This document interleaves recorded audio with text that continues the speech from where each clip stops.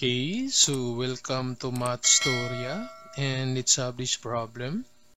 So find the area between the curves r equals 4 sine theta and r equals 2 and outside the second curve.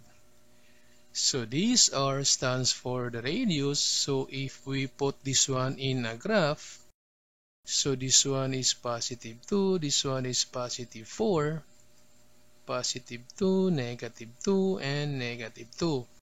So for the first equation, the radius is 4 sine theta. Since this one is sine theta, so therefore the graph is on the y-axis. So this is now the graph for r equals 4 sine theta. And the second one, r equals 2, or the radius equals 2. So the origin is the center. So this is now the graph for the radius equals 2. Then find the area between the curves and outside the second curve. Since this one is the second curve, so therefore this area is the unknown. So outside the second curve. So to solve for the area, we need to find first this point of intersection. So we need to solve for this angle and also this angle. So to find for this point of intersection, we just need to combine these two equations. So this r equals 2, so substitute these 2 to the first equation. So this becomes 2 equals 4, then sine theta. Then to solve for angle theta, so divide both sides by 4. This one is 1/2 equals sine theta. So to solve for theta, we have this inverse sine, then 1/2. So sine 1/2, so this one is 30 degrees. Then we need to convert this one in radian. So 30 degrees in radian, that's pi over 6. So therefore, this angle is pi over 6. Then to solve for the second point of intersection, since this one is 30 degrees, so therefore this one is also 30 degrees. And the straight angle is 180 degrees. So therefore, to solve for this angle, so we have this 180 degrees minus this 30 degrees. That's equal to 150 degrees. Then to convert this 150 degrees in radian, so this one is 5 pi over 6. So therefore, this angle is 5 pi over 6. So to solve now for the area using this formula, so we have now this 1/2, then the integral of this lower limit, the upper limit, then we have this upper y, or the r1 squared, minus the lower y, or the r2 squared, then d theta. So this is the formula to solve for the area. So from the graph, this curve is the r1 and this curve is the r2. So therefore, the equation for the r1, that's 4 sine theta. This one is the r1 and this r equals 2. This one is the r2. So substitute now the values to find the area using this formula. So we have now area is equal to 1/2, then r1 squared. So we have this r1 squared, that's 4 sine theta. So we have 4 sine theta, then squared, then minus R2 squared. So R2 is 2, so that's 2 squared. Then the theta. So for the lower limit and upper limit, so this pi over 6 is the lower limit and this 5 pi over 6 is the upper limit.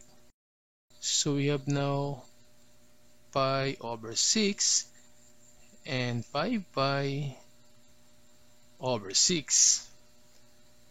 Then simplify, so we have now 1/2, then 5 pi over 6, pi over 6. So simplify this for sine theta squared. This one is equal to 16. Then sine squared theta minus 2 squared. This one is 4. Then the theta. So to solve for the integral, we need to find first the identity for this sine squared theta. So we have now 1/2, then 5 pi over 6 over pi over 6. So we have this 16, and this sine squared theta is equal to 1 minus cosine 2 theta over 2. Then minus 4 d theta. Then simplify. So again, the identity for sine squared theta is equal to 1 minus cosine 2 theta over 2. Then simplify. So we have this 1/2, then integral upper limit, so 5 pi over 6, lower limit pi over 6. Then this 16 divided by 2, this one is 8. Then distribute 8, so 8 times 1, that's 8 minus 8 times negative cosine 2 theta, that's negative 8 cosine 2 theta, then minus 4 d theta. Then simplify, so 1/2 5 pi over 6 pi over 6. So this 8 minus 4, that's 4. Then minus 8 cosine 2 theta, then the theta. So this time we can find now the integral. So we need to integrate every term. So we have this 1/2 times. So for the first term, we need to put this constant outside. So 4 times the integral of the theta, then minus, so this constant outside, so 8, then the integral of cosine 2 theta, the theta, then solve for the integral. So we have now this 1/2, then we have 4, the integral of the theta is theta, then minus 8 times the integral of cosine 2 theta, so the integral of cosine is sine, so we have now sine 2 theta, since there is 2 on cosine, so therefore divide by 2. Then for the upper limit and the lower limit, so this one is pi over 6 and 5 pi over 6. Then simplify. So we have now this 1/2. So this one is 4 theta. So 1/2, then 4 theta. Then minus. So this 8 divided by 2. This one is 4. Then times sine theta. So we have 4 sine 2 theta. So we have 4 sine 2 theta. Then we have 5 pi over 6 and pi over 6. So this time, substitute now the values of theta. So let's start with the upper boundary. So theta is equal to 5 pi over 6. So we have this 1/2. Then 4. Theta is 5 pi over 6. Pi over 6. Then minus. So this one is 4. Then sine 2 times theta is 5 pi over 6. Then minus, so for the lower limit, so we have this 4. So theta is pi over 6. Then minus 4.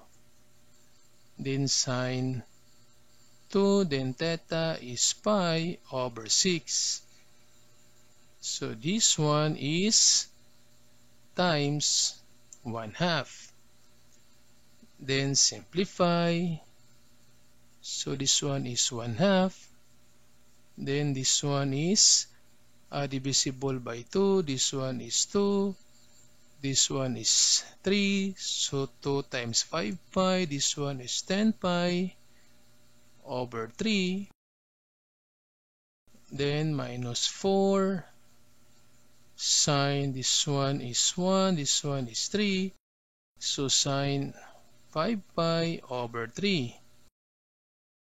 Then minus, so 4 and 6. This one is 2. This one is 3. So that's 2 pi over 3. Then minus 4. Then sine 2 and 6. So sine pi over 3. Then simplify. So we have now 1/2. Then this 10 pi over 3. Then minus 4 times this sine pi over 3. So this 5 pi over 3 is equal to 300 degrees. So if we place this one on a graph, so 300 degrees is in quadrant 4, and in quadrant 4 sine is negative, and the reference angle for this 300 degrees is 60 degrees. So therefore, this sine 60 degrees is equal to square root of 3 over 2. But since in quadrant 4, so therefore this one is negative.